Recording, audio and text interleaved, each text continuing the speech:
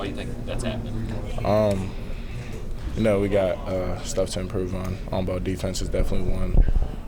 Came out tonight, let them get a couple of straight line drives to the rim and ones in crunch time. But we're just going to take that, learn from it, and come back next game. Do you think that what do you think was the cause of the offense really not being able to get in the flow, kind of about half of the threes you normally take, quite a bit of lower percentage? And Cal said sometimes people kind of stall them with the ball. What do you think caused that tonight? We came into this game a little selfish, I think. First half, we weren't really swinging the ball to each other as much as we usually do. We didn't get the same amount of assists that we usually do. Guys were trying to do things on their own. We were just out of it. You were on a team last year that had a loss like this at home. How do you think this team will bounce back, knowing you've kind of been through a situation like this before and you kind of knowing those guys and now knowing these guys? We're going to come into practice. We got a lot to work on and try and perfect it. Well, not perfect it, get better at it, and come in the next game and focus on it more. You were down big at the half, and then you storm back and take the lead before the first TV timeout in the second half. What was the difference? We flipped the switch, but we dug ourselves a hole earlier. Couldn't get out of it. And was there something said at halftime to kind of flip the switch? We had a couple of tough conversations, just how teams are. We were trying to figure things out. I guess we got it figured out at the beginning, but they just, I got to give them credit. They were hitting tough shots, so. When you talk about that. Yeah, you're talking about a playmaker, a dude that attacks the basket very well, draws a lot of attention off of pick and roll situations, as well as he dogs the ball on defense. He pressures the ball, and we had a lot of straight line drives tonight and a lot of and ones. That could be, that's one, not guarding the ball. Two, we don't have any help side when we're supposed to be there, myself included. So DJ just brings another energy to the court. I felt like we were very dead tonight as from an energy standpoint, and part of that falls back on me being a leader. I got to do better in that, more than just talking, be able to get guys excited, get guys into the moment. Kyle specifically mentioned the straight line defense. You guys are to the point in the season now where basically one game a week, a lot of practice time, a lot of time between games. Where else do you think this team can kind of improve on for this next month for SEC play? As first, it's just going to be pride guarding the basketball. It's as simple as that. There's not much you can do there.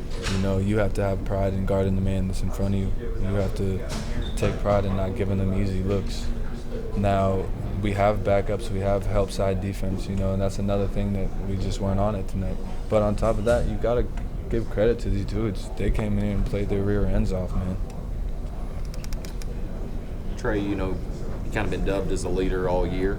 We talked with you about it after a few of the big wins. As a leader now, what do you say to this team? What do you do in practice when working on defense? And how do you step up and be a leader?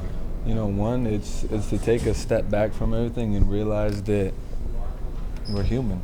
We're not going to be perfect. We're going to have nights like tonight, and it's whether or not that we can have the maturity level to not get super down on ourselves and take a look at this tape, take a look at this film, and see like, I think dudes know in their head what we did wrong out there, but when you really look at it on film and you're able to see it in front of you and you're able to analyze it, I think that's it. It is able for people to, it clicks in their head, But as a leader, nothing changes from my perspective.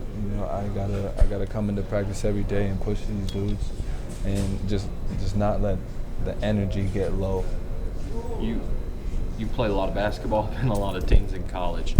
Know these guys. How do you think they respond to this? I feel bad for whoever we got next. Short and sweet. I don't think these dudes are not going to take this lightly. I think that whoever we got next better come with everything they got, because these dudes feel like they got something to make up for. Just simple as that. How was it like playing with Bradshaw out there? You guys kind of played alongside each other a few times. Yeah, he hasn't been too involved in practice yet, so he's still trying to get the hang of things and our sets and things that we're running. But it was enjoyable. I enjoyed being out there with him. And I think he didn't have an opportunity to do much tonight. I've seen him work out. I've seen him in the pieces of practice he's been in. I think that people are going to be excited what he brings to the floor when he's able to get out there and really get going. That'll be a big point in practice, especially just staying in front of a man, not opening, because opening your hips. Don't open your hips when you get beat. Kind of slide in front and just take it through the chest. But yeah, I mean, we have a week. Well, that'll definitely be a big point in practice on the defensive end. Was that part of the scouting report today? Did they surprise you at all with how hard they attacked on the straight line? No, I mean, we knew exactly what they were going to do. That was just on us. We got to be better. We got to be more disciplined, and we got to be more locked in and just keeping the ball in front of us. Reed, you're to the point in the season now where you got kind of that week off between games, week of practice over the whole month of December. Where else, other than guarding straight line drives, do you think this team can improve on over this next month? Yeah, everything. Just keep playing together, keep learning what we're going to do. On the defensive end, of course, keep getting better and keep communicating and staying in front of the ball and just doing what we need to do, be in the right places. But, just look at this week of practice that we have, a chance to learn and a chance to get better for the upcoming games we have. How much, what does DJ mean to this team? How much do you guys miss him when he's out there and just having that other playmaker really on both sides of the court? Yeah, DJ's a really, really good teammate. He's a great communicator. He's a good defender. He fights. He gets us in what we need to be in. He keeps everyone up. So he's really, really good at just being a good teammate and doing what he needs to do. So we missed him, but that can't be an excuse. We still have a lot of really good players on the team, and we have to come out and keep playing together as a team, and we'll learn from this, and we'll grow and be better because of this. Cal talked about the ball sticking a little more tonight than usual. What was going on with all that? We just gotta, every game we gotta come in and just share the ball.